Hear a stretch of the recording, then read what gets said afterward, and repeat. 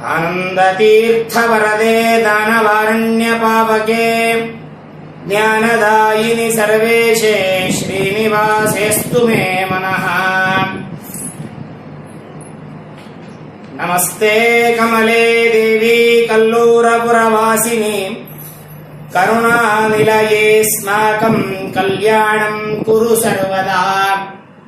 प्रथमो हनुमन्नाम द्वितीयो भीम एव च पूर्णप्रज्ञस्तृतीयस्तु भगवत्कार्यसाधकः। पृथ्वीमण्डलमध्यस्थाः पूर्णबोधमतानुगाः वैष्णवा विष्णुहृदयाः तान्नमस्ये गुरुन् मम।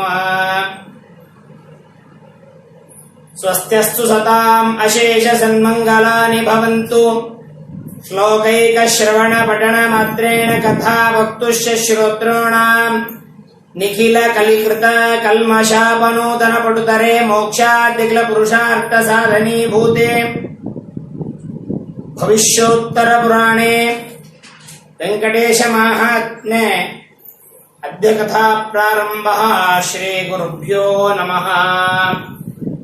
ब्रह्मरुद्रादिवन्द्यं त्वां भजे वेङ्कटनायकम् निवारयस्व निष्टानि साधयेष्ठानि माधव।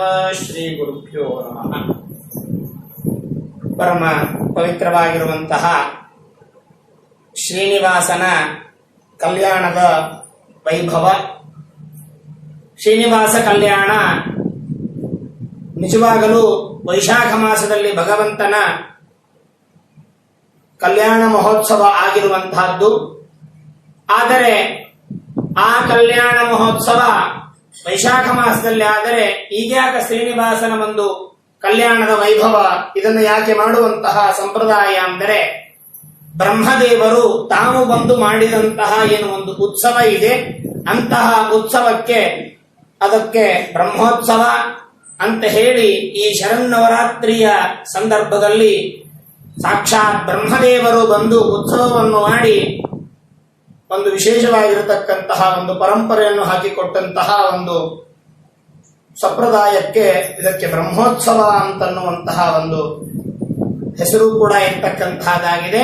ಅಂತಹ ಬ್ರಹ್ಮೋತ್ಸವದ ಶುಭ ಸಂದರ್ಭದಲ್ಲಿ ಭಗವಂತನ ಕಲ್ಯಾಣ ಮಹೋತ್ಸವದ ಚರಿತ್ರೆ, ಅದರಲ್ಲಿಯೂ ಕೂಡ ಭಗವಂತನ ಅನೇಕ ವಿಧವಾಗಿರತಕ್ಕಂತಹ ಚರಿತ್ರೆಗಳಲ್ಲಿ ಅತ್ಯಂತ ಶ್ರೇಷ್ಠವಾಗಿರತಕ್ಕಂತಹ ಚರಿತ್ರೆ ಭವಿಷ್ಯೋತ್ತರ ಪುರಾಣದ ವೆಂಕಟೇಶ ಮಹಾತ್ಮೆಯ 12 ಅಧ್ಯಾಯಗಳಿಂದ ಕೂಡಿದಂತಹ ಈ ಒಂದು ಚರಿತ್ರೆ. ಇಲ್ಲಿ 15 ಅಧ್ಯಾಯಗಳಿಂದ ವೆಂಕಟೇಶ ಮಹಾತ್ಮೆಯನ್ನು ಹೇಳಿದರೆ, ಆ ಕೊನೆಯ 3 ಅಧ್ಯಾಯದಿಂದ ಬಿಟ್ಟು ಮೊದಲಿನ ಏನು 12 ಅಧ್ಯಾಯಗಳಿದೆ ಅದರಲ್ಲಿ ಕಲ್ಯಾಣೋತ್ಸವದ ವೈಭವ, ಮುಂದಿನ ಗಾರ್ಹಸ್ಥ ಜೀವನದ ಒಂದು ವಿಚಾರವನ್ನೆಲ್ಲವನ್ನು ಕೂಡ ಅಲ್ಲಿ ತಿಳಿಸಿದ್ದಾರೆ.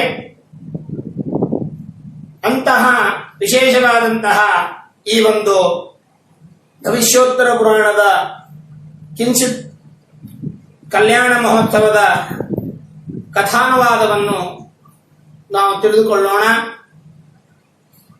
ಈ ಭವಿಷ್ಯೋತ್ತರ ಪುರಾಣ ನಿಜವಾಗಲೂ ಕೂಡ ವೇದ ವ್ಯಾಸದೇವರಿಂದ 18 ಪುರಾಣಗಳಲ್ಲಿ ರಚನೆಯಾಗಿರತಕ್ಕಂತಹ ಪುರಾಣಗಳಲ್ಲಿ ಒಂದಾಗಿರತಕ್ಕಂತಹದ್ದು ಈ ಭವಿಷ್ಯೋತ್ತರ ಪುರಾಣ. ಅದರ ಹೆಸರೇ ಹೇಳುತ್ತದೆ ಉತ್ತರ ಭವಿಷ್ಯ ಹೀಗೆ ಇರ್ತದೆ ಅಂತ ಹೇಳಿ. ಅಂದ್ರೆ ಮನುಷ್ಯನ ಜೀವನದ ಮುಂದಿನ ಭವಿಷ್ಯ ಯಾವ ರೀತಿಯಾಗಿ ಇರ್ತದೋ ಅದನ್ನು ಪುರಾಣ ರೂಪದಲ್ಲಿ ಸಂಗ್ರಹ ಮಾಡಿಕೊಟ್ಟಿರ್ತಕ್ಕಂತಹದ್ದು ಅದು ಭವಿಷ್ಯೋತ್ತರ ಪುರಾಣ ಅಂತ ಅದಕ್ಕೆ ಹೆಸರು.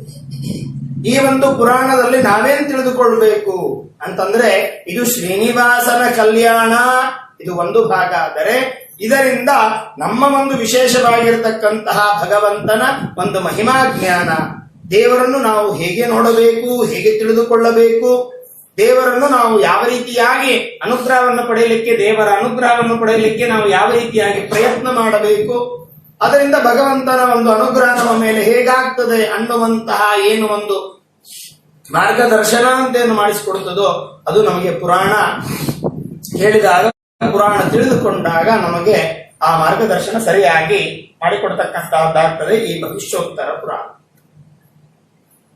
ವ್ಯಾಸದೇವರಿಂದ ರಚನೆಯಾಗಿರತಕ್ಕಂತಹ ಈ ಪುರಾಣದಲ್ಲಿ ಮೊದಲಿಗೆ ಆದಿಮಂಗಳವನ್ನು ಮಾಡುತ್ತಾರೆ. ಮಂಗಳಾಚರಣೆ ಯಾಕೆ ಮಾಡಬೇಕು ಅಂತನ್ನುವಂತಹ ಮೊದಲನೆಯ ಪ್ರಶ್ನೆಗೆ ನಾವು ಉತ್ತರ ತಿಳ್ಕೋಬೇಕು. ಎರಡು ಕಾರಣಗಳು. ಒಂದು, ಗ್ರಂಥ ನಿರ್ವಿಘ್ನವಾಗಿ ಪರಿಸಮಾಪ್ತಿ ಹೊಂದಬೇಕು. ಇನ್ನೊಂದು, ಎಲ್ಲ ಕಡೆಗೂ ಪ್ರಚಾರ ಆಗಬೇಕು ಅನ್ನುವಂತಹ ಎರಡು ಕಾರಣಗಳು. ಇದನ್ನು ಮಾಡಿದವರು ಯಾರ್ರಿ? ಇದನ್ನು ಮಾಡಿದವರು ವೇದವ್ಯಾಸ ದೇವರು. ಅವರಿಗೇನು ವಿಘ್ನಗಳು?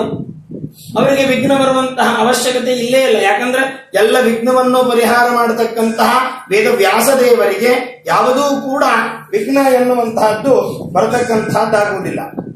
ಯಾವುದೂ ಕೂಡ ವಿಘ್ನ ಅನ್ನುವಂತಹದ್ದು ಯಾರಿಗೂ ಬರತಕ್ಕಂತಹದ್ದಾಗುವುದಿಲ್ಲ.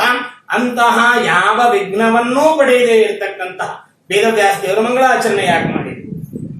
ಇನ್ನು ಎರಡನೆಯದ್ದು, ನಿರ್ವಿಘ್ನವಾಗಿ ಪರಿಸಮಾಪ್ತಿ ಹೊಂದಬೇಕು. ಅವ್ರ ವಿಘ್ನನೇ ಇಲ್ಲ, ಪರಿಸಮಾಪ್ತಿ ಹೊಂದೇ ಹೊಂದದೆ. ಇನ್ನೊಂದು ವಿಚಾರ ಏನು? ಈ ಗ್ರಂಥ ಪ್ರಚಯ ಆಗಬೇಕು. ಎಲ್ಲ ಕಡೆಗೂ ಎಲ್ಲರೂ ಹಾಗೆ ಆಗಬೇಕು, ಎಲ್ಲರಿಗೂ ಉಪಯೋಗ ಆಗಬೇಕು. ವೇದವ್ಯಾಸದೇವರು ಮಾಡಿದ ಪ್ರತಿಯೊಂದೂ ಗ್ರಂಥಗಳು ಅದು ನಮ್ಮ ಜೀವನದ ಮಾರ್ಗದರ್ಶನವಾಗಿ ಹಾಗೆ ಆಗುವುದರಲ್ಲಿ ಸಂದೇಹ ಇಲ್ಲ.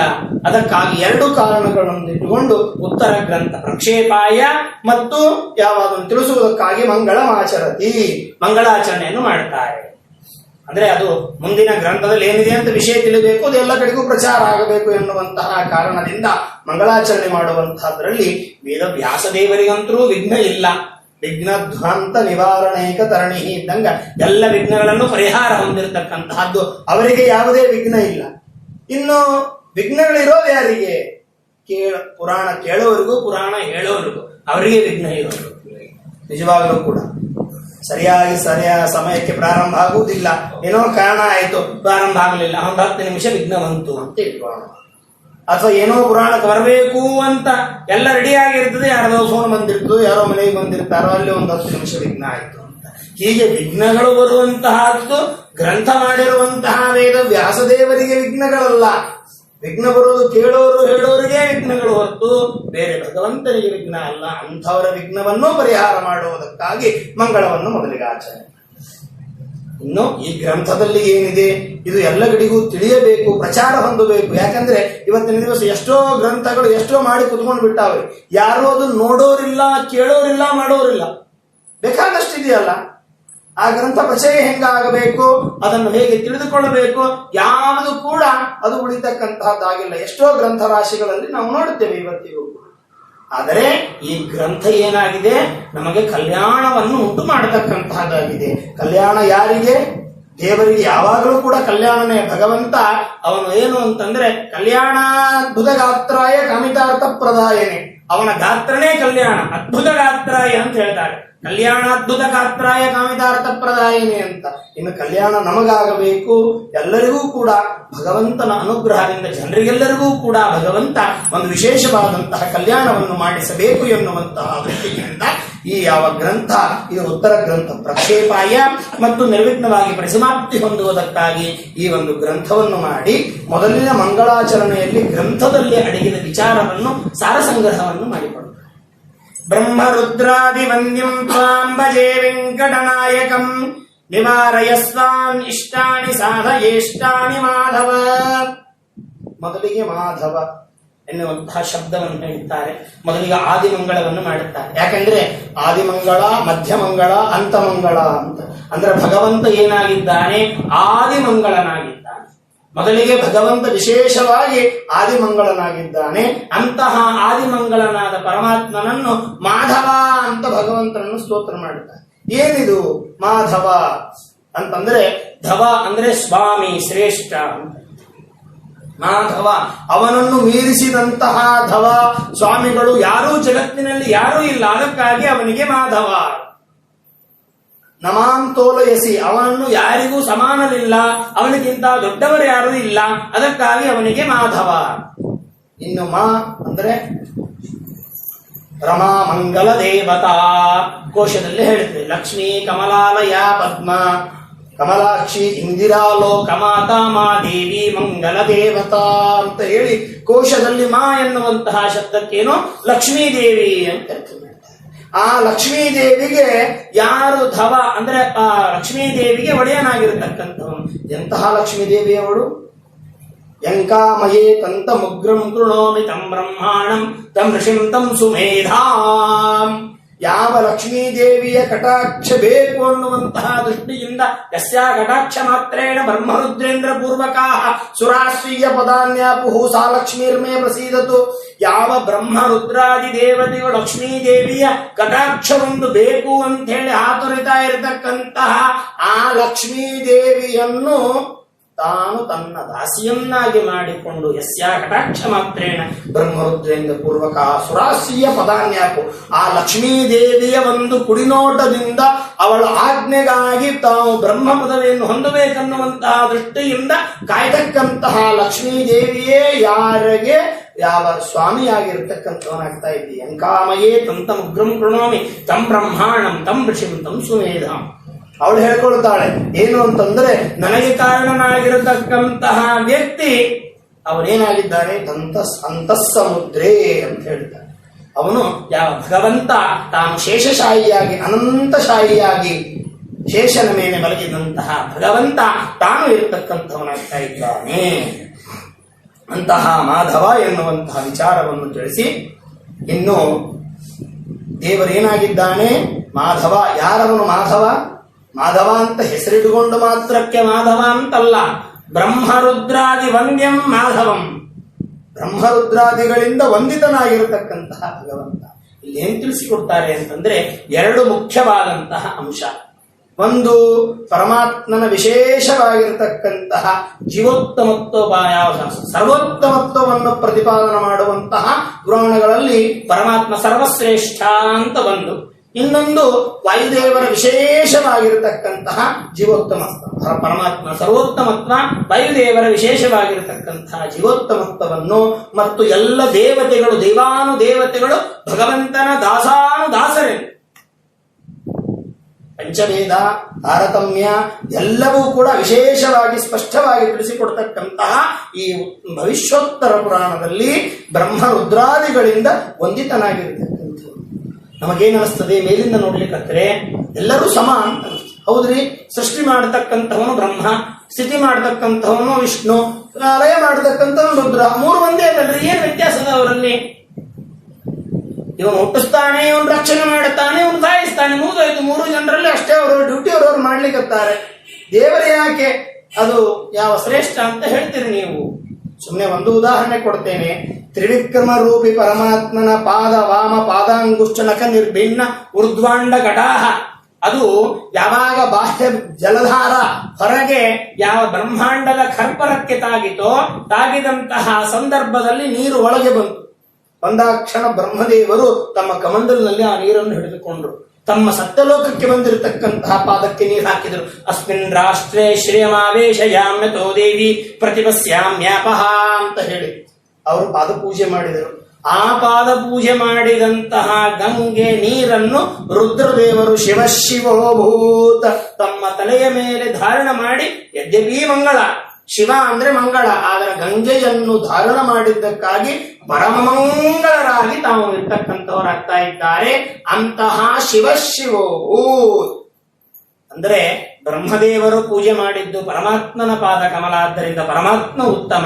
ಯಾರ ನೀರನ್ನು ಪಾದೋದಕವನ್ನು ರುದ್ರದೇವರು ತಮ್ಮ ತಲೆಯ ಮೇಲೆ ಧಾರಣ ಮಾಡಿದರೋ ಅಂತಹ ಯಾವ ರುದ್ರದೇವರು ಇವರಿಗಿಂತಲೂ ಕೆಳಗಿನವರು, ಅಂತಹ ಅದಕ್ಕಿಂತಲೂ ಇಬ್ಬರಿಂದಲೂ ವಂದಿತನಾಗಿರತಕ್ಕಂತಹ ಬ್ರಹ್ಮ ರುದ್ರಾದಿ ಅನೇಕ ದೇವತೆಗಳು ಇಂದ್ರಾದಿ ದೇವತೆಗಳು ಮೊದಲಾಗಿರತಕ್ಕಂತಹ ಅನೇಕ ದೇವತೆಗಳಿಂದ ವಂದಿತನಾಗಿರತಕ್ಕಂತಹ ಪರಮಾತ್ಮ ಏನ್ ಮಾಡು ಅಂದ್ರೆ, ನಿವಾರಯಸ್ವಾನ್ ಅನಿಷ್ಠಾನಿ, ನಮ್ಮ ಅನಿಷ್ಟಗಳನ್ನು ನಿವಾರಣೆ ಮಾಡು. ಏನು ಅನಿಷ್ಟಗಳು? ಮೊದಲನೇದು ಅನಿಷ್ಟ ಏನು? ಹುಟ್ಟಿಸಲೇಬೇಡ ಇನ್ನು ಹುಟ್ಟಿಸಿದಕ್ಕೆ ಪಾಲಿಸಿನ್ನು. ಮೊದಲನೇ ಅನಿಷ್ಟ ಅಂದ್ರೆ ನಾವು ಹುಟ್ಟಿರೋದೆ ಅಂತ ನಾವು ತಿಳ್ಕೊಳ್ಬೇಕು. ಯಾಕೆ ಅಂತಂದ್ರೆ ಹುಟ್ಟಿದ ಮೇಲೇ ಇದೆಲ್ಲ ಸಮಸ್ಯೆ ಆಗುತ್ತೆ. ಹುಟ್ಟಿದ ಮೇಲೇ ಇದೆಲ್ಲ ಸಮಸ್ಯೆ. ಹುಟ್ಟಿಸಲೇಬೇಡ ಇನ್ನು, ದಾಸರು ಕೇಳ್ಕೊಳ್ಳೋದೇನು? ಹುಟ್ಟಿಸಲೇಬೇಡ ಇನ್ನು, ಹುಟ್ಟಿಸಿದ್ರೆ ಇವೆಲ್ಲ ಸಮಸ್ಯೆ ಬರಬೇಕು. ಹುಟ್ಟಿಸಲೇಬೇಡ ಇನ್ನು, ಇನ್ನೇನೋ ಹುಟ್ಟಿ ಬಂದಿದ್ದೇವೆ. ಹುಟ್ಟಿಸಿದಕ್ಕೆ ಪಾಲಿಸಿನ್ನು, ಹುಟ್ಟಿಸಿದಕ್ಕೆ ಪಾಲಿಸಿನ್ನು. ನೀನು ಹುಟ್ಟಿಸಿಯಲ್ಲಪ್ಪ, ನೀನು ರಕ್ಷಣೆ ಮಾಡು. ನಮ್ಮ ಕಷ್ಟಗಳು ಹೇಗಿದೆ ಅಂತಂದ್ರೆ ಗರ್ಭದಲ್ಲಿದ್ದಾಗ ನಡ್ಕೊಂಡು ನಮ್ಮ ತಪ್ಪುಗಳು ನಮ್ಮ ಕಷ್ಟಗಳು ಪ್ರಾರಂಭ.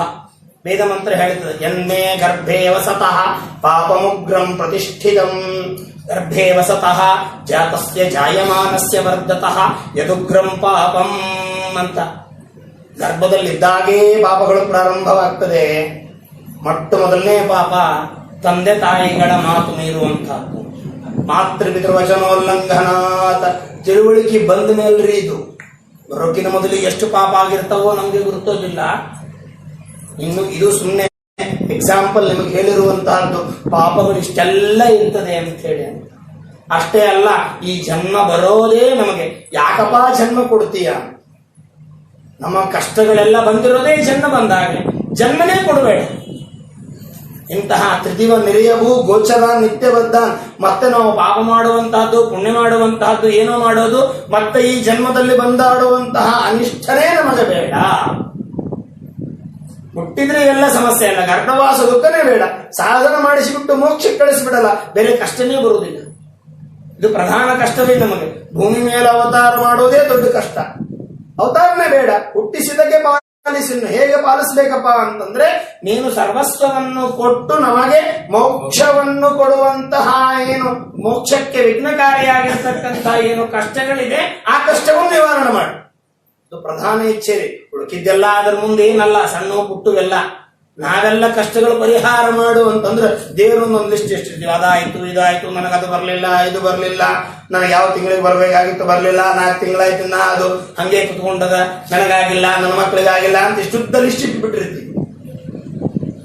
ಆದರೆ ಕಷ್ಟಗಳು ಯಾವುದು ನಿಜವಾಗಲು ಅಂದರೆ ನಮಗೆ ಮೋಕ್ಷಕ್ಕೆ ವಿಘ್ನವಾಗಿರತಕ್ಕಂತಹ ಒಂದು ಸಾಧನೆ ನಮ್ಮಿಂದ ಯಾವುದೂ ನಡೆಯತಕ್ಕಂತಹದ್ದಾಗುವುದಿಲ್ಲಲ್ಲ.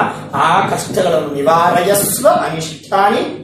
ಅನಿಷ್ಟಗಳು ಒಂದು ನಿಜವಾಗಲೂ ಅವು. ಸಾಧನೆ ಇಷ್ಟಾನಿ ಮಾಧವ. ಇಷ್ಟಾನಿ ಸಾಧನೆ. ಯಾವುದು ನಮಗೆ ಇಷ್ಟ? ಹೌದ್ರಿ, ಮುಂಜಾನೆದ್ದು ಊಟ ಮಾಡೋದೇ ನಿಮ್ಗೆ ಇಷ್ಟ ಅಂತ ಆದ ಮೇಲೆ ಅದನ್ನು ಊಟ ಒಂದೇ ಸಿಕ್ಬಿಟ್ರೆ ಸಾಕ ಮನುಷ್ಯನಿಗೆ. ಊಟ ಒಂದೇ ಸಿಕ್ಕರು ಸುಖವಾಗಿರ್ತಾನ. ಎಷ್ಟೊಂದು 2-3 ತಾಸು ಸುಖ ಇರಬೇಕು. ಊಟ ಆದ್ಮೇಲೆ ನಿತ್ಯ ಆಗೋ ತನಕ ಸುಖ ಇರ್ಬೋದು. ಆಮೇಲೆ ಮತ್ತೇನೋ ಕೆಲಸ, ಅವನ ಕಾರ್ಯ, ಅವನ ಸುಖ, ಇನ್ನೊಂದ್ರ ಬಗ್ಗೆ ಇಚ್ಛೆ ಮಾಡ್ಲೇಬೇಕು ಅವ. ಬರೇ ಇಷ್ಟ, ಬರೇ ಊಟ ಇಷ್ಟ, ಹಣ ಇಷ್ಟ, ನನ್ನ ಕಾರ್ಯ ಇಷ್ಟ, ನನ್ನ ಮನೆ ಇಷ್ಟ ಅಂತೇಳಿ ಅಷ್ಟಷ್ಟೇ ಇಷ್ಟಗಳನ್ನು, ಸಂಕ್ಷಿಪ್ತವಾದಂತಹ ಇಷ್ಟಗಳಿದ್ರೆ ಅಷ್ಟಕ್ಕೆ ಸುಖ ಪಟ್ಟು ಮನುಷ್ಯ ಆರಾಮಿರ್ಬೋದಾಗಿತ್ತು ಇವತ್ತು. ಆದರೆ ಅಷ್ಟೇ ಸುಖಗಳು ಮನುಷ್ಯನಿಗೆ ಸುಖ ಕೊಡುತ್ತದೆ ಅನ್ನುವಂತಹದ್ದಿಲ್ಲ. ಯಾವುದು ಇಷ್ಟಾನಿ ಸಾಧಯ, ನಮ್ಮ ಇಷ್ಟ ಯಾವುದು ಅದು ಮೋಕ್ಷ. ಅದನ್ನು ನಮಗೆ ಸಾಧನೆ ಮಾಡಿ. ಮಾನವ ಜನ್ಮ ದೊಡ್ಡದು, ಇದನ್ನು ಹಾನಿ ಮಾಡಿಕೊಳ್ಳದೇನೆ ನಮ್ಮ ಇಷ್ಟ ಏನಿದೆ. ಮಾನವ ಜನ್ಮ ದೊಡ್ಡದಾಗಿರ್ತಕ್ಕಂತಹ ಜನ್ಮ ನಮಗೆ ಅದನ್ನು ಸಾಧನ ಮಾಡಿಸಿಕೊಳ್ಳಲಿಕ್ಕೆ ಬಂದಿರತಕ್ಕಂತಹ ಏನು ಒಂದು ಇಷ್ಟ ಇದೆ, ಆ ಇಷ್ಟಾನಿ ಸಾಧಯ. ಅಂತಹ ಇಷ್ಟವನ್ನು ಅದನ್ನು ಸಾಧನೆ ಮಾಡುವಂತೆ ಭಗವಂತ ನೀನು ಮಾಡತಕ್ಕಂತಹದ್ದಾಗು. ಭಜೆ ವೆಂಕಟನಾಯಕಂ. ವೆಂಕಟ ಅಂದ್ರೆ ವೇಂ ಪಾಪಂ ಕಡತೆ ಯಸ್ಮಾತ್ ಇತಿ ವೆಂಕಟ ಅಂತ ಕರಿತೀವಿ. ವೇಂ ಅಂದ್ರೆ ನಾವು ಮಾಡಿದಂತಹ ಎಲ್ಲ ಪಾಪಗಳು ಅವು ನಾಶವಾಗಿ ಹೋಗ್ತದೆ. ಅದಕ್ಕಾಗಿ ಅದಕ್ಕೆ ವೆಂಕಟ ಅಂತ ಕರೀತಾರೆ. ವೇಂ ಪಾಪಂ ಕಡತೆ ಯಸ್ಮಾನ್ ಇತಿ ವೆಂಕಟ ಅಂತ ಕರೀತಾರೆ. ಅಂತಹ ನಿವಾರಯಸ್ವಾನ್ ಅನಿಷ್ಠಾನಿ ಸಾಧಯೇಷ್ಠಾನಿ. ನಮ್ಮ ಇಷ್ಟ ಸಾಧನ ಇದೆಲ್ಲ ಲೌಕಿಕ ಕ್ಷಣಿಕ, ಯಾವುದೂ ನಮ್ಮ ಜೊತೆಗೆ ಬರತಕ್ಕಂತಹದ್ದಲ್ಲ. ಮೋಕ್ಷ ಸಾಧನವೇ ಸಾಧನ, ಭಗವಂತನ ಉಪಾಸನ, ನಾಮ ಸಂಕೀರ್ತನೆ, ಅಂತಹ ಸಾಧನೆಯನ್ನು ಮಾಡಿ ವೇಂ ಪಾಪಂ, ನಮ್ಮ ಪಾಪ ಕಷ್ಟವನ್ನೆಲ್ಲವನ್ನೂ ಕೂಡ ಪರಿಹಾರ ಮಾಡುವಂತಹ ತ್ವಾಂ ನಿನ್ನನ್ನು ಭಜನೆ ಮಾಡಿದರೆ ಭಗವಂತ ಭಜನೀಯ ಅಂತ ಕರೀತಾರೆ. ಸುಮ್ಮನೆ ದೇವರು ನಮಗೆ ಅನುಗ್ರಹ ಮಾಡು ಅಂತಂದ್ರೆ ನಾವು ಯಾವ ರೀತಿಯಾಗಿ ಅಂತಂದ್ರೆ ದೇವರ ಮೇಲೆ ಎಷ್ಟು ಡಿಪೆಂಡೆಂಟ್ ಆಗಿರ್ತೀವಿ ಅಂದ್ರೆ, ದೇವರೇ ನೀನು ಅನುಗ್ರಹ ಮಾಡು ಅಂದ್ರೆ ದೇವ್ರಂತ ನಿನ್ನ ಅಧಿಕಾರನೋ ನಿನ್ನ ಕೊಟ್ಟಿನಿ ನೀನು ಮಾಡು ಅಂತ ಹೇಳಿ ನಿನ್ನ ಕರ್ಮ ನೀನು ಮಾಡು ಅಂತ ಹೇಳಿದ್ರೆ ಇಲ್ಲ. ನಾವು ಹೇಗಂದ್ರೆ ದೇವರ ಅನುಗ್ರಹದಿಂದ ನಮ್ಮ ಎಲಿ ಮೇಲೆ ಅನ್ನ ಹಾಕ್ಸಿರ್ತಾನೆ, ಅಲ್ಲಿ ನಾವು ಕುಳಿತುಕೊಂಡಿರ್ತಕ್ಕಂತಹದ್ದಾಗ್ತೇವೆ. ಎಲಿ ಮೇಲೆ ಅನ್ನ ಹಾಕ್ಸಿರ್ತಕ್ಕಂತಹ ಭಗವಂತ ನಾವೇನು ವಿಚಾರ ಮಾಡ್ತೀವಿ, ನಿನ್ನ ಅನುಗ್ರಹ ಇದ್ರೆ ನೀನೇ ಬಾಯಾಗಿ ತುಸ್ತು ಹಾಕು ಅಂತ ಅನ್ನುವಂಥವ್ರು ನಾವು. ಭಗವಂತ ಅಂದ, ಅದು ಕರ್ಮ, ನಿನ್ ಕರ್ಮ ತಗೊಳ್ಳೋ ನೀನು. ಹೇಗಾಗ್ತದೆ ಅಂತಂದ್ರೆ, ಅನ್ನದ ಋಣ ಅಲ್ಲಿ ಇದ್ದಿಲ್ಲ ಅಂದ್ರೆ ಎಲ್ಲಿ ಮ್ಯಾಲ ಅನ್ನ ಹಾಕಿರ್ತಾರೆ ಕೊಡುವಷ್ಟು ಎದ್ದು ಹೋಗಿರ್ತೀವಿ ನಮ್ಮ ಮನೆ ಬಾರ ಅವತ್ತಿನ ದಿವಸ. ಆ ಅನ್ನ ಇಲ್ಲ ಅಂದ್ರೆ ನಮಗೆ ಭಗವಂತ ಅನ್ನ ಇವತ್ತಿನ ದಿವಸ ಅದು ಕೊಟ್ಟಿಲ್ಲ ಅಂದ್ರೆ ಎಲಿ ಮ್ಯಾಲ ಕೂತು ಅನ್ನ ಹಾಕೋ ತನಕ ಕೂತಿರ್ತೀವಿ. ಇನ್ನೇನು ಗೋವಿಂದ ಅನ್ನಬೇಕು ಪರಿಶೇಚನೆ ಮಾಡಿದ್ರೆ ಎದ್ದು ಹೋಗಿರ್ತೀವಿ. ಆ ಅನ್ನ ನಮಗೆ ಬರ್ತಿರೋದಿಲ್ಲ. ದೇವರಂತಾನೆ ಅದು ಕೊಟ್ಟ ಮೇಲೆ ಅದನ್ನು ನೀನು ಸಾಧನೆ ಮಾಡಿಕೊಡಬೇಕು. ನಿನ್ನ ಕರ್ಮ ನೀನು ನಿನ್ನ ಕರ್ಮದಿಂದ ಕರ್ಮಣ ಜ್ಞಾನ ಮಾತನೋತಿ ಜ್ಞಾನೇನ ಅಮೃತಿ ಭವತಿ. ನಿನ್ನ ಕರ್ಮ ಅದು ನೀನು ಭೋಗ ಮಾಡ್ಲಿಕ್ಕಾಗಿ ನೀನು ಜ್ಞಾನ ಸಂಪಾದನೆ ಮಾಡು. ಕರ್ಮ ಮಾಡ್ಲಿಕ್ಕಾಗಿ ನಿನಗೆ ನಾನು ಕೊಡುತ್ತೇನೆ ಅವಕಾಶ. ಕೈ ಕೊಟ್ಟಿದ್ದೇನೆ ಊಟ ಮಾಡಪ್ಪ ಅಂತೇಳಿ ಕಣ್ಣು ಮುಚ್ಕೊಂಡು ಕೂಡ್ತೀನಿ, ಎಲಿ ಒಳಗಿನ ಬಾಯಾಗಿ ಬಂದು ಬೀಳಿ ಅಂದ್ರೆ ನಿನಗೆ ನಾನು ಕೊಟ್ಟಿರತಕ್ಕಂತಹ ಕೆಲವೊಂದು ಅನುಗ್ರಹವನ್ನು ಮಾಡಿರ್ತೇನೆ. ಅಂತಹ ನಿನ್ನ ಎಲ್ಲ ಕಷ್ಟಗಳನ್ನು ಪರಿಹಾರ ಆಗಿ ಭಜೆ, ನಿನ್ನನ್ನು ನಾನು ಭಜನೀಯನಾಗಿ. ಯಾಕಂದ್ರೆ ಭಗವಂತ ನಾವು ಕೊಡದೇನೆ ಭಗವಂತ ನಮಗೇನು ಕೊಡೋದಿಲ್ಲ. ನಾವೇನು ಕೊಡದೇನೆ ನೀನು ಕೊಡು ಅಂತ ಬೇಡುವರು ನಾವೇನೂ ಕೊಡುವುದಿಲ್ಲ. ದೇವರಿಗೇನೋ ಕೊಟ್ಟಿರೋದಿಲ್ಲ. ಆದ್ರೆ ದೇವ್ರ ಮುಂದೆ ಹೋದಾಗ ಮಾತ್ರ ಶುದ್ಧ ಲಿಸ್ಟ್ ಇಡ್ತೀವಿ. ದೇವರೇ ನನಗದು ಬೇಕು ಇದು ಬೇಕು ಅಂತ ಹೇಳಿ ಉದ್ದ ಲಿಸ್ಟ್ ಮಾತ್ರ ಇಡೋದು. ಆದರೆ ನಮಗೇನು ಬೇಕು ಅನ್ನುವಂತಹದ್ದು ನಾವು ಕೇಳೋದೇ ಇಲ್ಲ. ನಮಗೆ ಕ್ಷಣಿಕವಾದಂತಹದ್ದೇ ನಾವು ಬೇಡೋದು. ನಿಜವಾಗಲೂ ಕೂಡ ಒಂದು ಉದಾಹರಣೆ ಹೇಳ್ತೀನಿ. ಬೇಡೋದು ಬೇಡಬೇಕು, ಎಂತಹದ್ದು ಬಿಡಬೇಕು, ಯಾವುದು ನಷ್ಟ ಇಲ್ಲ, ಯಾವುದು ನಮಗೆ ತೊಂದರೆ ಆಗುವುದಿಲ್ಲ ಅಂತಹದ್ದು ಬೇಡಬೇಕು. ದೇವರೇ ನನಗೊಂದು ವಾಹನ ಬೇಕು, ವಾಹನ ಬೇಕು, ವಾಹನ ಬೇಕು ಅಂತ ಪ್ರದಕ್ಷಿಣೆ ಮಾಡಿಸಿ, ಪೂಜೆ ಮಾಡಿಸಿ, ಪ್ರದಕ್ಷಿಣೆ ಮಾಡಿ ಎಲ್ಲ ಮಾಡಿ ನಮ್ಮ ಹಣೆ ಬರದಲ್ಲಿ ವಾಹನ ಬರೆದಿದ್ದಿಲ್ಲ ಅಂದ್ರೂ 41 ದಿವಸ ಸೇವಾ ಹಿಡಿದು ಮಾಡಿ ಕೊನೆಗೆ ಮಾಡ್ಯಾನಂತ ಹೇಳಿ ದೇವರು ಒಂದು ವಾಹನ ಏನೋ 4 ವೀಲರ್ ಕೊಡಿಸಿದ, ಬೆಂಜ್ ಕಾರ್ ಕೊಡಿಸಿದ. 3ನೇ ದಿವಸ ಅರ್ಜೆಂಟ್ ಆಗಿ ಮೂಲೆ ಆಗಿತ್ತಂದ್ರೆ ಪ್ರಶ್ನೆ ಆಗ್ಬಾರ್ದು. ನಿನ್ನ ಭಾಗ್ಯ ಇಲ್ಲೋದು ನಿನಗೆ ಬಂತು, ನಿನ್ನ ಭೋಗ ಮಾಡುವಂತಹ ಭಾಗ್ಯ ನಿನಗಿಲ್ಲ ಅಂದಾಗ ಅದನ್ನು ತೆಗೆದುಕೊಂಡು ನೀನು ಏನ್ ಮಾಡ್ತಿ? ಆದ್ರೆ ನಮ್ಮ ಹಂಬಲ ಹಾಗಲ್ಲ, ನನಗದು ಬೇಕು ಇದು ಬೇಕು. ನಿನ್ನ ಹಂಬಲ ಯಾವುದಕ್ಕಿರಲಿ ಅಂದ್ರೆ ಸಾಧನೆಗಾಗಿ ಇರಲಿ, ಅದನ್ನು ಕೊಡುವಂತೆ ನೀನು ಮಾಡು ಅಂತ ದೇವರನ್ನು ಪ್ರಾರ್ಥನೆ ಮಾಡಿದರೆ ಹೇಗೆ ಅಂದ್ರೆ ನಮ್ದೆಲ್ಲ ಏನು ಅಂದ್ರೆ ಸಣ್ಣ ಸಣ್ಣ ಕೆಲಸ, ಅಷ್ಟಕ್ಕಾಗಿ ನಾವು ದೇವರನ್ನು ಬೇಡ್ತೀವಿ. ಆದ್ರೆ ನಿಜವಾಗಲೂ ದೇವರನ್ನು ಬೇಡಬೇಕು. ಸ್ವಾಮಿ ನನ್ನ ಕಷ್ಟಗಳ ಪರಿಹಾರ ಮಾಡು, ನನ್ನ ಇಷ್ಟ, ನನ್ನ ಒಂದು ಭಾಗ ಅಂದ್ರೆ ಮೋಕ್ಷ, ಅದನ್ನು ನಮಗೆ ಕೊಡು ಅಂತ ದೇವರು ಬೇಡಿಕೊಂಡು ಬಿಟ್ರೆ ಇವೆಲ್ಲ ತಾನೇ ಬಂದ್ಬಿಡ್ತಾವೆ. ಕೇಳೋ ಅವಶ್ಯಕತೆನೇ ಇಲ್ಲ, ಕೇಳೋ ಅವಶ್ಯಕತೆನೇ ಇಲ್ಲ ಯಾವುದೂ ಕೂಡ.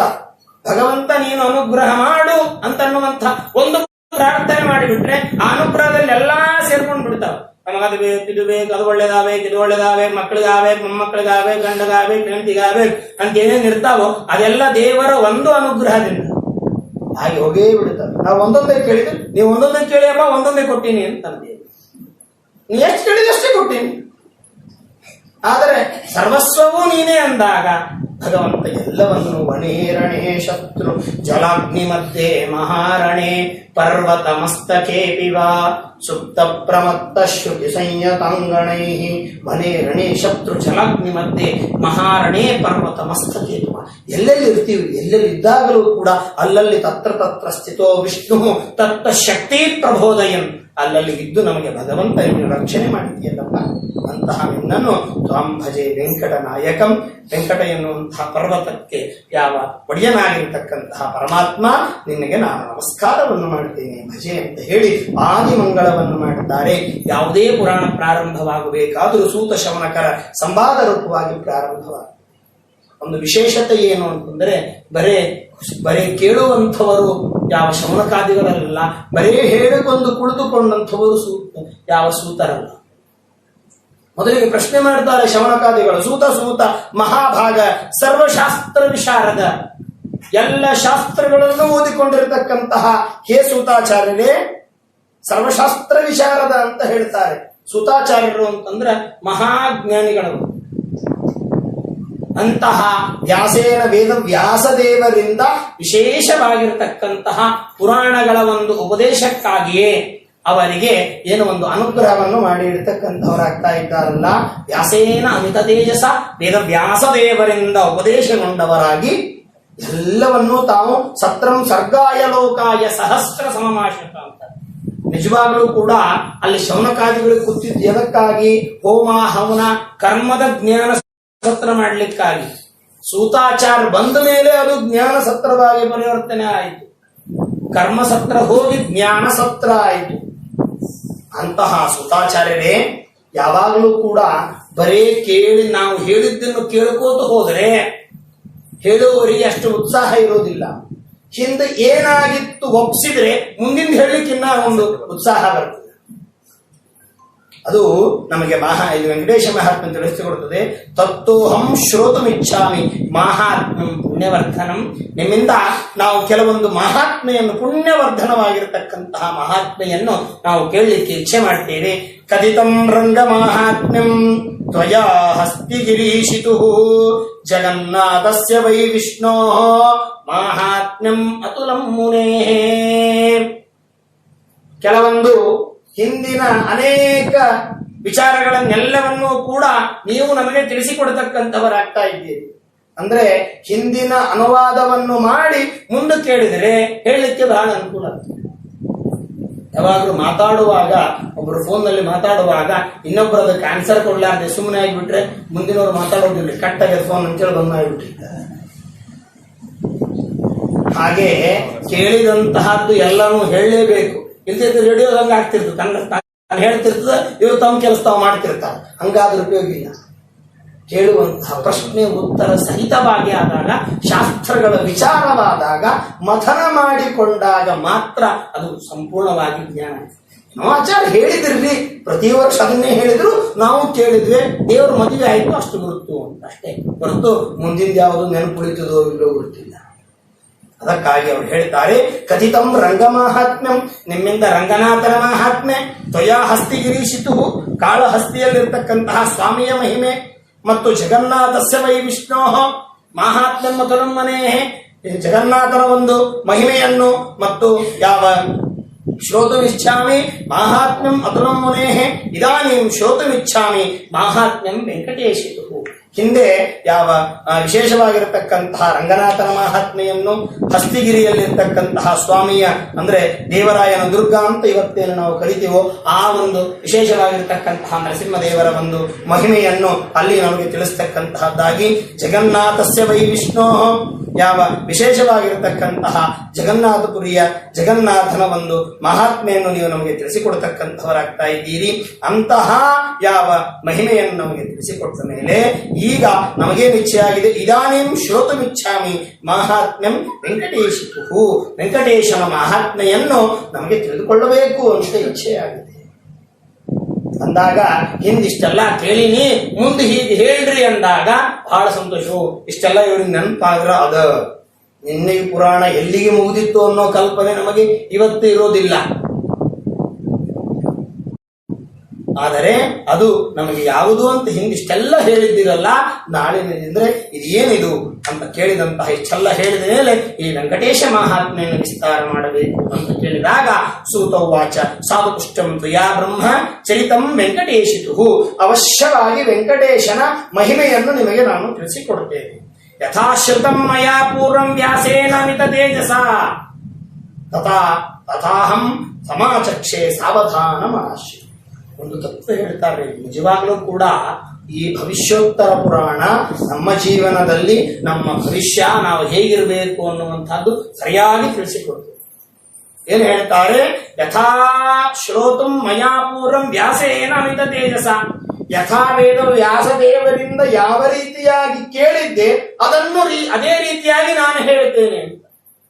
ಒಂದು ಪ್ರಶ್ನೆ ಬರುತ್ತೆ, ಯಥಾಶ್ರುತಂ, ನಾವು ಏನು ಕೇಳಿದ್ದೀವೋ ಅದು ನಮಗೆ ಹೇಳಲಿಕ್ಕೆ ಆಗುವುದಿಲ್ಲ.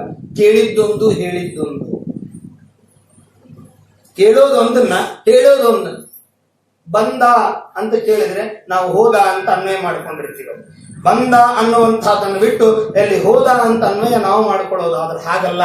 ಅಲ್ಲಿ ಹೇಳ್ತಾ ಇದ್ದಾರೆ ಸುತಾಚಾರ್ಯರು, ವ್ಯಾಸೇನ ವೇದ ವ್ಯಾಸದೇವರಿಂದ ಯಥಾಪೂರ್ವಂ ಶ್ರುತಮ್ಮಯ, ಯಾವ ರೀತಿಯಾಗಿ ನನ್ನಿಂದ ಕೇಳಲ್ಪಟ್ಟಿದ್ದೋ ನಾನು ಅದನ್ನು ಅವಶ್ಯವಾಗಿ ಹೇಳ್ತೇನೆ. ಯಥಾಶ್ರುತಂ ಮಯಾಪೂರ್ವಂ ವ್ಯಾಸೇನ ಅಮಿತ ತೇಜಸ. ಯಾಕೆಂದ್ರೆ ಯಾವುದು ಕೇಳಿರ್ತೀವೋ ಅದನ್ನು ಹೇಳೋದು ಬಹಳ ಕಠಿಣ. ಎಲ್ಲ ಇಟ್ಕೊಂಡು ಮನಸ್ಸಿನಲ್ಲಿ ಇಟ್ಕೊಂಡು ಹೇಳಬೇಕಾಗ್ತದೆ, ನೆನಪಿನಲ್ಲಿ ಇಟ್ಕೊಂಡು ಅದನ್ನೆಲ್ಲ ತಲೆಯಾಗಿ ಇಟ್ಕೊಂಡು ಏನು ಕೇಳಿದ್ದು ಅದನ್ನು ಹೇಳಬಹುದು. ಇನ್ನ ಏನು ಬರೆದಿರ್ತೀವಿ ಅವು ಪಾಯಿಂಟ್ಗಳು ಇಟ್ಕೊಂಡಿರ್ತೀವಿ, ಬೇಕಿದ್ರೆ ಅದನ್ನು ಹೇಳಬಹುದು. ಈಗಿನ ಫುಟ್ನೋಟು, ಕಾಪಿ, ಪುಸ್ತಕ ಅದೆಲ್ಲ ಆಗಿನ ಕಾಲದಲ್ಲಿ ಇತ್ತ. ಅವ್ರು ಏನು ಹೇಳಿದ್ದು, ಯಥಾಶ್ರುತಂ ಮಯಾ ಪೂರ್ವಂ ವ್ಯಾಸೇನ ಮಿತ ತೇಜಸ ತಥಾಹಂಚ ಸಮಾಶಕ್ಷೆ. ನಾನು ಹೇಳ್ತೀನಿ, ನೀವ್ ಹೇಗಿರ್ಬೇಕು, ಸಾವಧಾನ ಮನಸ್ಸು. ಅವ್ರೇನ್ ಹೇಳಿದ್ದಾರೋ ನಾನು ಹೇಳ್ತೀನಿ, ನಂದೇನೂ ಇಲ್ಲ. ವೇದ ವ್ಯಾಸದೇವರು ಏನ್ ಹೇಳಿದ್ದಾರೋ ಅದನ್ನು ನಾನು ನಿಮಗೆ ಹೇಳ್ತೀನಿ. ಆದ್ರೆ ನೀವು ಹೇಗಿರ್ಬೇಕು, ಸಾವಧಾನ ಮನಶೃಣು, ಸಾವಧಾನ ಮನಸ್ಕರಾಗಿ ನೀವು ಕೇಳಬೇಕು. ನಾವೆಲ್ಲ ಹೇಗಿರ್ತದೆ, ಮನಸ್ಸು ಒಂದು ಕಡೆಗೆ, ದೇಹ ಒಂದು ಕಡೆಗೆ, ಕಾರ್ಯ ಇನ್ನೊಂದು ಕಡೆಗೆ, ಏನೋ ವೆಂಕಟೇಶ ಮಹಾತ್ಮೆ ಹೇಳ್ತಾರೆ ಅಂತ ಬಂದು ಕೇಳುತ್ತೀವಿ. ಪುರಾಣ ಆಚಾರ ಪುರಾಣ ಇನ್ನ ಕಡೆ ನಮ್ ಕಡೆ ಎಲ್ಲ ಕೆಲವೊಂದೆಲ್ಲ ಬಹಳ ನಾವು ಪುರಾಣ ಹಚ್ಚಿವಿ ಅಂತ, ಪುರಾಣ ನಾವು ಕೇಳ್ತೀವಂತ, ಮನ್ಯಾಗ ಪುರಾಣ ಹಚ್ಚಿವಂತ. ಅಂದ್ರೆ ಆಚಾರ ಬಂದು ಪುರಾಣ ತಮ್ಮಟ್ಟಕ್ಕೆ ತಾವು ಹೇಳ್ಕೊಂಡು ಹೋಗ್ಬೇಕು, ಎದುರು ಗಂಟೆ ಇದ್ರೆ ದೇವ್ರ ಮುಂದೆ ಅನುವಾದ ಮಾಡಿ ಹೋಗ್ಬೇಕು. ನಾವೇನ್ ಕೇಳೋದಲ್ಲ, ಪುರಾಣ ಹಚ್ಚೋದಲ್ಲ, ಪುರಾಣ ಕೇಳುವುದಲ್ಲ. ಸಾವಧಾನ ಮನಶೃಣು ಅಂತ ಹೇಳ್ತಾರೆ. ಹೇಗೆ ಕೇಳಬೇಕು ಅಂದ್ರೆ ಸಾವಧಾನ ಮನಸ್ಕರಾಗಿ ನೀವು ಅವಶ್ಯವಾಗಿ ಇದನ್ನು ಶ್ರವಣ ಮಾಡಬೇಕು. ಅದನ್ನೇ ಹೇಳ್ತಾರೆ, ಅಂತಹ ಯಥಾಜಂ ಸಮಾಚಕ್ಷೆ, ಅವಶ್ಯವಾಗಿ ನಾನು ಹೇಳ್ತೀನಪ್ಪ, ಅದರ ಬಗ್ಗೆ ನೀವು ಏನೋ ಚಿಂತೆ ಮಾಡ್ತಕ್ಕಂಥ. ಅಂದ್ರೆ ಇದನ್ನು ಕೇಳುವಂತಹದ್ದು ಕೂಡ ಅದಕ್ಕೆ ಹೇಳ್ತಾರೆ ಜಗನ್ನಾಥದಾಸರು, ಶ್ರವಣ ಮನಕಾನಂದವೀವುದು ಭವಜನಿತ ದುಃಖಗಳ ಕಳೆಯುವುದು ವಿವಿಧ ಭೋಗಗಳಿಯ ಪರಂಗಳಲ್ಲಿತ್ತು ಸಲಹುವುದು. ಕೆಲವೊಂದೆಲ್ಲ ಫಾರ್ಮಾಲಿಟೀಸ್ ಏನು ಅಂತಂದ್ರೆ, ಕೇಳಬೇಕು ಅಂದ್ರೆ ಅಧಿಕಾರಿ ವಿಷಯ ಸಂಬಂಧ ಎಲ್ಲ ಹೇಳ್ತಾರೆ. ಎಂಥವರು ಇದನ್ನು ಕೇಳಬೇಕು ಅಂದ್ರೆ ಸಾವಧಾನ ಮನಸ್ಕರಿದ್ದವರೇ ಇದನ್ನು ಕೇಳಬೇಕು ಹೊರತು ಬೇರೆಯವರು ಕೇಳ್ತೀವಿ ಅಂತಂದ್ರೆ ಇದು ಉಪಯೋಗ ಇಲ್ಲ.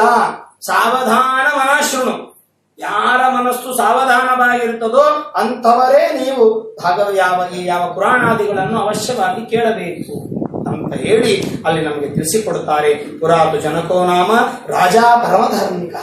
ಅದಕ್ಕೊಂದು ಕಥೆ ಹೇಳ್ತೀನಿ ಕೇಳ್ರಿ ಅಂತ.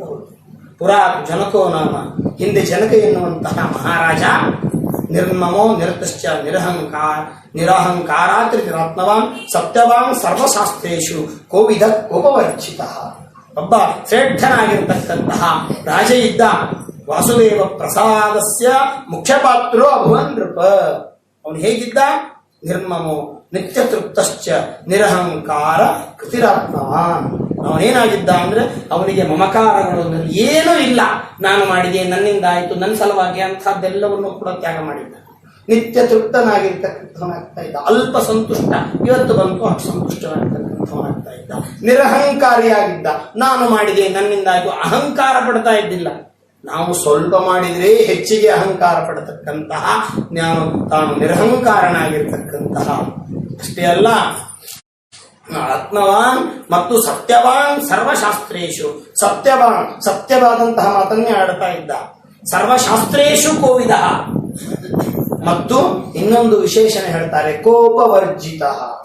ಇಷ್ಟೆಲ್ಲ ಯಾರತ್ರ ಆದ್ರೂ ಇರ್ಬೋದ್ರಿ, ಈ ಕೋಪವರ್ಜಿತ ಅನ್ನುವಂತಹ ದೊಡ್ಡ ಸಮಸ್ಯೆ ನಮ್ಮ ಹತ್ರ ಹೇಗಿರುತ್ತೆ ಅಂದ್ರೆ, ಯಾವಾಗಲೂ ನಾವು ಕೋಪನೆ. ಸ್ವಲ್ಪ ಮಟ್ಟಿಗೆ ನಮಗೆ ಕೋಪ ವರ್ಜಿತರಲ್ಲ ನಾವೆಲ್ಲ. ಕೋಪ ಸ್ವಲ್ಪ ಬಾಜು ಇಟ್ಟಿರ್ತೀವಿ ಅಷ್ಟೇ. ಅದನ್ನು ಯಾವಾಗ್ಲೂ ಕೋಪದಲ್ಲೇ ಮುಳುಗಿ ಹೇಳ್ತಾ ಇರ್ತೀವಿ. ಸ್ವಲ್ಪ ಅದರಿಂದ ಬೇರೆ ಆಗಿರ್ತೀವಿ ಅಷ್ಟೇ. ಸ್ವಲ್ಪ ಇನ್ನೊಂಚೂರು ಏನಾದ್ರು ಬಂದ್ರೆ ಮತ್ತೊಳಗಿನ ಜಾಗ್ರತೆ ಆಗಿಬಿಟ್ಟಿರ್ತದೆ. ಬಾಜು ಕೂತವ್ರು ಕಾಲ್ ನಮಗೇನಾದ್ರು ಹತ್ತಿತ್ತು ಅಂದ್ರೆ ಅಷ್ಟೊತ್ತಿಗೆ ಶುರು ಆಗಿಬಿಟ್ಟಿರ್ತದೆ. ಸಣ್ಣದೊಂಚೂರು ಬಾಜುಕ್ ಸರಿ ಅನ್ನೋ ಪುಸ್ತಕ ಇಲ್ಲದೆ ನಮಗೆ ಶುರು ಆಗಿಬಿಟ್ಟಿರ್ತದೆ. ಕೋಪವರ್ಜಿತ, ಯಾವನಿಗೆ ಕೋಪನೇ ಇದ್ದಿದ್ದು. ನಮಗೆ ಯಾವಾಗ್ಲೂ ಸಾವಧಾನ ಮನಸ್ಸೇ ನಮಗಿರಂಗಿಲ್ಲ. ಯಾವಾಗ್ಲೂ ಕೋಪ ಇದ್ದದವ್ರು ನಾವು ಸ್ವಲ್ಪ ಆಗಾಗ ಸಣ್ಣರಸ್ತು ಚಲೋ ಬುದ್ಧಿ ಅಂತ ನಮಗೆ ಬರ್ತಿರ್ತದೆ. ಅದರ ರಾಜ ಹಾಕಿದ್ದಿಲ್ಲ. ಕೋಪವರ್ಜಿತ, ಕೋಪವನ್ನು ಬಿಟ್ಟಿದ್ದ. ಸರ್ವಶಾಸ್ತ್ರೇಶು ಕೋವಿದ. ಅದಕ್ಕಾಗಿ ಅವನೇನಾಗಿದ್ದ, ವಾಸುದೇವ ಪ್ರಸಾದಸ್ಯ ಮುಖ್ಯ ಪಾತ್ರೋ ನೃಪ. ಇಷ್ಟೆಲ್ಲ ಅವನಿಗೆ ನಿಯಮಗಳನ್ನು ಪಾಲನೆ ಮಾಡಿಕೊಂಡು ಕ್ವಾಲಿಫಿಕೇಶನ್ ಇದ್ರೆ ಆಗ ಭಗವಂತ ಅವನಿಗೆ ಅನುಗ್ರಹ ಮಾಡಲಿಕ್ಕೆ ಶಕ್ಯ ಇದೆ. ಇಲ್ಲದೆ ಇದ್ರೆ ನಮ್ಮ ಹತ್ರನೂ ದೇವರು ನೋಡೋದಿಲ್ಲ. ಇಷ್ಟೆಲ್ಲ ಇರ್ಬೇಕ್ರಿ, ಸತ್ಯವಾದ ಮಾತನ್ನೇ ಆಡ್ತಿರ್ಬೇಕು ಅಂತ. ಬರೀ ಹೇಳಲಿಕ್ಕಷ್ಟೇ ಸತ್ಯಂಬದ ಧರ್ಮಂಚರ ಅಷ್ಟೇ ಅಲ್ಲ, ಸತ್ಯವಾದದನ್ನೇ ಯಾವಾಗಲೂ ಹೇಳಬೇಕು. ಸರ್ವಶಾಸ್ತ್ರೇಶು ಕೋವಿದ ಕೋಪವರ್ಜಿತ. ಅಂತಹ ಯಾವ ವಾಸುದೇವನ ಪ್ರಸಾದಕ್ಕೆ ಮುಖ್ಯ ಪಾತ್ರನಾಗಿರತಕ್ಕಂತಹ ಆ ನೃಪ ತಾನಿರ್ತಕ್ಕಂಥದ್ದಾಗಿದ್ದ. ಆಗ ಅವನಿಗೆ ಒಬ್ಬ ತಮ್ಮ ಕುಶಕೇತು ಎನ್ನುವಂತಹ ಕುಶಕೇತು ಎನ್ನುವಂತಹ ತಮ್ಮ, ಅಲ್ಲಿ ಅವನಿಗೆ 3 ಜನ ಹೆಣ್ಣು ಮಕ್ಕಳು. ಇವನಿಗೆ ಒಬ್ಬ ಯಾವ ಜನಕರಾಜನಿಗೆ ಯಾವ ತನ್ನ ಮಗಳಾಗಿರ್ತಕ್ಕಂತಹ ಜಾನಕಿ ಮತ್ತು ಆ ಅಣ್ಣನ ತಮ್ಮನ ಮಗಳಾಗಿರ್ತಕ್ಕಂತಹ ಅತ್ಯಂತ ಸುಂದರಿಯರಾಗಿರ್ತಕ್ಕಂತಹ ಊರ್ಮಿಳೆ, ಮಾಂಡವಿ, ಶ್ರುತಿಕೀರ್ತಿ ಮತ್ತು ಲೋಕಸುಂದರಿಯಾಗಿರ್ತಕ್ಕಂತಹ ಸೀತೆ, ಇವಳೆಲ್ಲರಿಂದಲೂ ಕೂಡಿಕೊಂಡು ತಾನೇನ್ ಮಾಡ್ತಾ ಇದ್ದಾನೆ ಅಂತಂದ್ರೆ ಅತ್ಯಂತ ಸುಖನಾಗಿ ತಾನು ಇರ್ತಕ್ಕಂಥವನಾಗ್ತಾನೆ.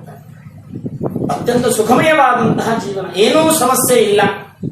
ತಮ್ಮನ 3 ಜನ ಹೆಣ್ಣು ಮಕ್ಕಳು, ತನಗೆ ಯಾವ ಜಾನಕಿ ಸೀತಾದೇವಿ ಅವಳು ತನಗೆ ಮಗಳಾಗಿದ್ದಾಳೆ, ತೆಗೆದುಕೊಂಡು ಸುಖವಾಗಿ ಸಂತೋಷದಿಂದ ದೇವರ ಅನುಗ್ರಹದಿಂದ ಅವನು ಬದುಕಿದ್ದಾನೆ. ದೇವರ ಅನುಗ್ರಹಕ್ಕೆ ಮುಖ್ಯ ಪಾತ್ರನಾಗಿದ್ದಾನೆ. ಒಂದು ಸಲ ವಿಚಾರ ಮಾಡಿದ, ನೋಡ್ರಿ, ಯಾವಾಗಲೂ ಕೂಡ ಒಂದೇ ತರ ಇರ್ತದೆ ಅಂತ ಹೇಳಿ ಬರುವುದಿಲ್ಲ. ಕಾಲಚಕ್ರ ತಿರುಗುದೇ. ಇವತ್ತು ಬೆಳಿಗ್ಗೆ ಆಯಿತು ಅಂದ್ರೆ ಇನ್ನ 12 ತಾಸಿಗೆ ರಾತ್ರಿ ಆಗೋದು ನಿಶ್ಚಿತ. ಸೂರ್ಯ ಹುಟ್ಟಿದ ಅಂದ್ರೆ ಮುಳುಗೋದು ನಿಶ್ಚಿತ, ಸೂರ್ಯ ಮುಳುಗಿದ ಅಂದ್ರೆ ಹುಟ್ಟೋದು ನಿಶ್ಚಿತ. ಕಷ್ಟ ಪರಿಹಾರ ಆಗೋದು ಮತ್ತು ಸುಖ ಬರುವಂತಹದ್ದು. ಕಷ್ಟ ಸುಖಗಳು ಏನು ಅಂತಂದ್ರೆ ನಿತ್ಯದಲ್ಲಿ ಸೂರ್ಯೋದಯ ಅಸ್ತ ಇದ್ದಂತೆ ಎರಡು ಒಂದೇ ಬರ್ತದೆ, ಹೋಗಿರ್ತದೆ. ಚಕ್ರವತ್ ಪರಿವರ್ತಂತೆ ಸುಖಾನಿಚ ದುಃಖಾನಿಚ, ಹಾಗೆ ಸುಖ ದುಃಖಗಳು ಚಕ್ರದಂತೆ ಪರಿವರ್ತನೆ ನಡೀತಕ್ಕಂತಹದ್ದಾಗ್ತಾ ಇದೆ. ಕದಾಚಿತ್ ಜನಕೋ ನಾಮ ರಾಜ ಮನಸ್ಸಂ ಅಚಿಂತಯತ, ಆಗ ಅವನು ಒಂದು ಸರಿ ಚಿಂತೆ ಮಾಡಿದಂತೆ, ಸುಖಮೇವ ಮೇಸ್ಯ ದುಃಖಂ ಅನಾವಿಮಾಹು ಇತಿ ಸ್ಮರನ್.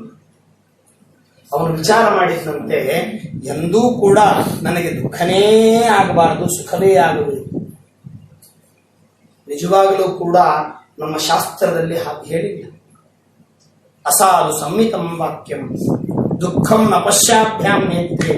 ನನ್ನ ಕಣ್ಣಿನಿಂದ ನಾನು ದುಃಖವನ್ನು ನೋಡೋದೇ ಬೇಡ, ಯಾವಾಗಲೂ ಸುಖವಾಗೇ ಇದ್ದೇನೆ, ಯಾವಾಗಲೂ ಸುಖವಾಗೇ ಇದ್ದೇನೆ, ನನಗೆ ಸುಖನೇ ಇರಲಿ. ಅಸಾಧು ಸಂಹಿತಂ ವಾಕ್ಯಂ ಶುತ್ವ ಅಪವಿತಂ ಹರಿ. ಆಗ ಕೆಲವೊಂದು ಏನಾಗ್ತದೆ, ನಮಗೆ ಸಂಪತ್ತು ಬಂತು ಅಂದರೆ ಇಂಥದ್ದೆಲ್ಲ ಬರಲಿಕ್ಕೆ ಪ್ರಾರಂಭ. ಅದಕ್ಕೆ ಭಗವಂತ ಹೇಳ್ತಾನೆ, ಯಸ್ಯ ಅನುಗ್ರಹ ಇಚ್ಛಾಮಿ ತಸ್ಯ ವಿತ್ತಂ ಹರಾಮ್ಯಹಂ. ದೇವರು ಮೊದಲನೇ ಒಂದು ಅನೌನ್ಸ್ಮೆಂಟ್ ಮಾಡಿಬಿಟ್ಟಿದ್ದಾನೆ, ಯಾರಿಗೆ ಅನುಗ್ರಹ ಮಾಡಬೇಕು ಅಂತ ನಾನು ಇಚ್ಛೆ ಮಾಡ್ತೇನೆ ಅವರಲ್ಲಿರುವಂತಹ ಸರ್ವಸ್ವವನ್ನು ಹರಣ ಮಾಡ್ತೇನೆ, ಆಗ ಅವನಿಗೆ ಸರಿಯಾದ ಮಾರ್ಗದರ್ಶನಕ್ಕೆ ನಾನು ಹಚ್ಚಿದ್ದೇನೆ. ನಾವು ಕಷ್ಟ ಬಂದಾಗ ದೇವರು, ಅದಕ್ಕೆ ಹಿಂದಿನವರೆಲ್ಲ ಕೇಳ್ತಾರೆ, ಸುಖವಾಗಲಿ ಬಲು ದುಃಖವಾಗಲಿ ಸಖನೀನಾಗಿರು ಪಾಂಡುರಂಗ ಅಂತ ಬೇಡ್ತಾರೆ. ಯಾಕೆ ಬೇಡ್ಕೊಳ್ತಾರೆ? ಬರೇ ಸುಖವಾಗಿರುವಂತ ಹೇಳಿಬಿಟ್ಟಿದ್ರೆ, ಸುಖವಾಗಿದ್ದಾಗ ನಿನ್ ಜೊತೆಗಿರುವಂತ ಬೇಡ್ಕೊಂಡ್ಬಿಟ್ರೆ ಮುಗಿದು ಹೋಗ್ತಿತ್ತಲ್ಲ. ಬಲು ಕಷ್ಟವಾಗಲಿ ಸಖನೀನಾಗಿರು ಪಾಂಡುರಂಗ.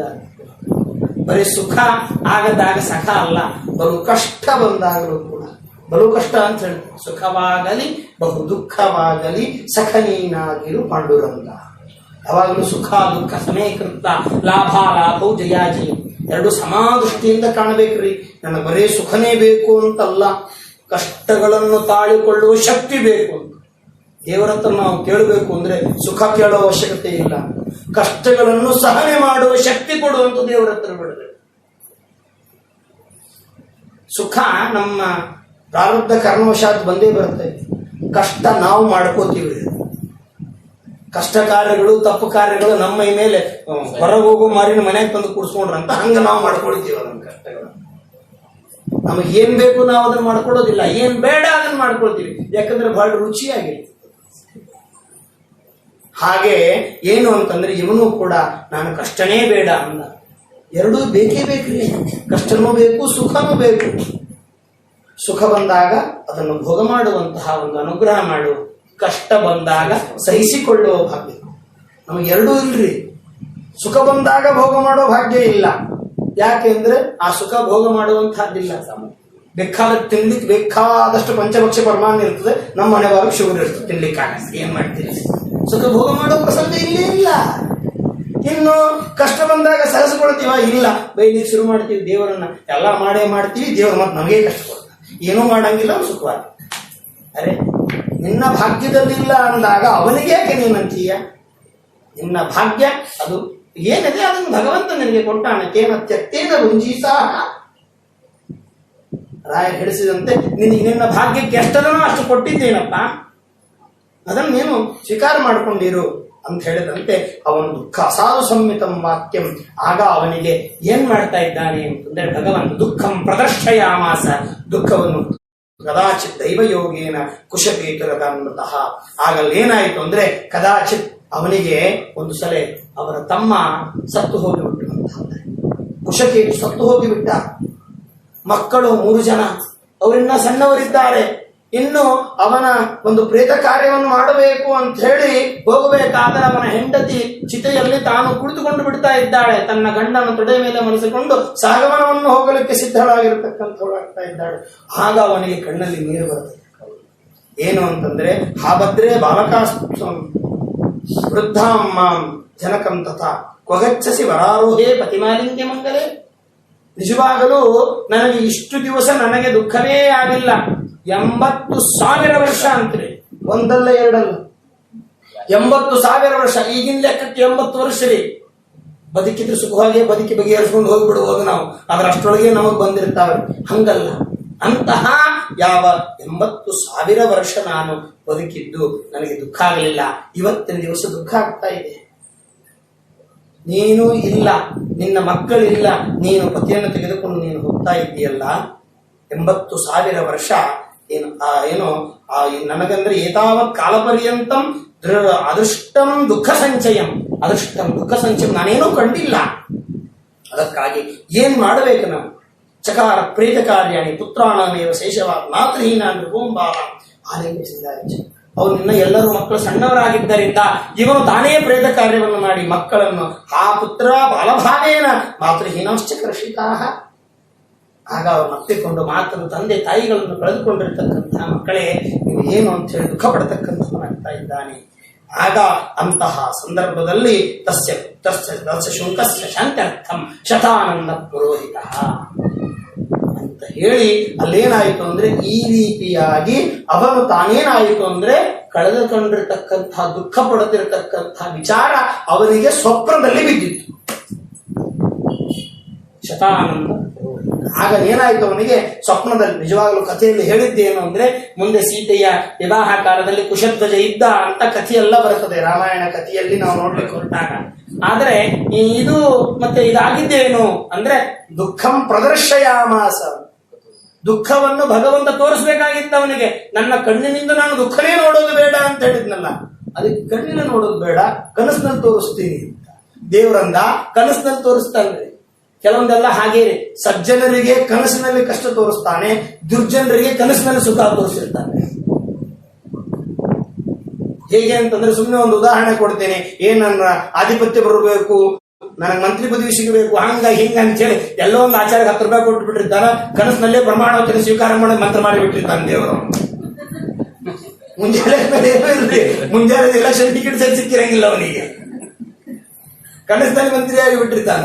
ದೇವರು ಅನುಗ್ರಹ ಹಾಗೆ ದುಡ್ಡು ಜನರಿಗೆ ಕನಸಿನಲ್ಲೇ ಅನುಗ್ರಹ ಮಾಡಿಬಿಟ್ಟಿರ್ತಾನೆ. ಆದರೆ ಶಿಷ್ಟ ಜನರಿಗೆ ಕಷ್ಟವನ್ನು ಕನಸಿನಲ್ಲಿ ಕೊಟ್ಟು ಅವನ ಒಂದು ಸುಖವನ್ನು ತಾನು ಯಾರಿಗೆ ಕೊಡ್ತಾನೆ?